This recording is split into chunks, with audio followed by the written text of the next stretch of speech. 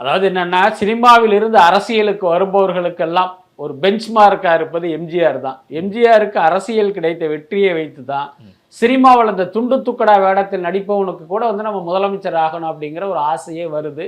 அப்படித்தான் விஜய்க்கும் இந்த ஆசை வந்து இன்னைக்கு அரசியல் களத்துக்கு வந்திருக்காரு. அப்ப எம்ஜிஆர் அரசியலுக்கு வந்து எத்தனையோ வருடங்கள் ஆனாலும், இப்ப அவரை உதாரணமாக காட்ட வேண்டிய சூழல் தான் இங்க இருக்கு. என்னன்னா, அதுக்கப்புறம் எந்த நடிகரும் வந்து இங்க பெரிய அளவுல வந்து அரசியல்ல வெற்றி பெறல. விஜயகாந்த் ஓரளவுக்கு வெற்றி அடைந்தாலும் முதலமைச்சர் என்கிற இடத்த வந்து அவரால் ரீச் பண்ணவே முடியல. அதனால இதெல்லாம் ஒரு வகையில் மக்களை ஏமாற்றுகிற, மக்களை திசை திருப்புகிற ஒப்பீடு தான்.